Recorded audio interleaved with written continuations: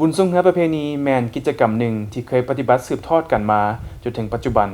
วันบุญทรงเรือแต่ละท้องถิ่นแต่ละแขวงบ่ได้มีการกำหนดส่วนอยู่นครหลวงเวียงจันทน์แม่นปฏิบัติจัดต่อมื้อออกพรรษาคือมื้อ1ค่ำเดือน11ลาวปีนี้แม่นตรงกับวันที่9ตุลา2014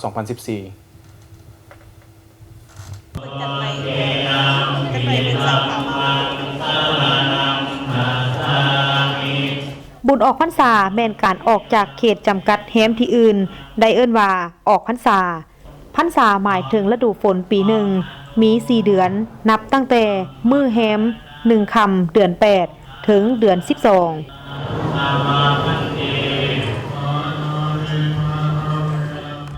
ในระยะ4เดือนนี้3เดือนต้นให้เข้าจำพรรษาเข้าให้ครบ3เดือนแล้วให้ออกและออก1เดือนให้หาผ้าจีวรมาพัดเปลี่ยนการเฮ็ดบุญนี่มีให้ทานเกี่ยวพันกับการออกพรรษานี่เอิ้นว่าออกพรรษา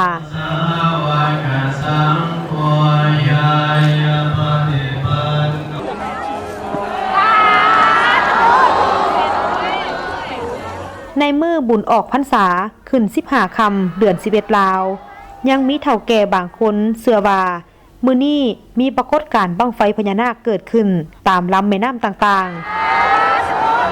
ๆเนื่องจากว่าพญานาคจูดบั้งไฟขึ้นเพื่อระลึกถึงเมกาสิ่งศักดิ์สิทธิ์ทั้งหลายและในตอนเช้ามื้อต่อมาก็จะแม่นวันบุญทรงเรือ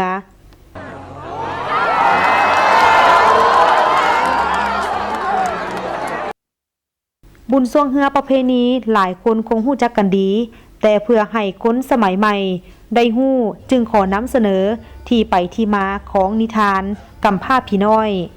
ในบางตอนที่เกี่ยวพันกับบุญทรงเรือซึ่งแสดงออกในตอนพญาอยากได้เมียของกำพร้าพญาได้เอิ้นเอาเสนาอามาตย์มาปรึกษาหารือว่าจะส่วงสิงเอานางงามาได้แนวใด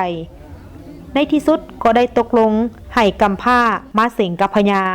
และพนันกันว่าถ้าเท่ากำพร้าเสียจะยกนางงาให้ทำอิฐพญาถ้าให้เอาไก่มาตี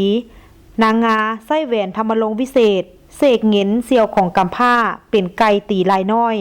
ในที่สุดไก่พญาบ่แพ้พญาเสียหน้าจึงท่าสนควายแต่ก็บ่สามารถเอาชนะควายกำพร้าพญาได้ท่าสนสัตว์ประเภทต่างๆแต่ก็บ่แพ้จักเทื่อในที่สุดพญาก็ท่าทรงเรือ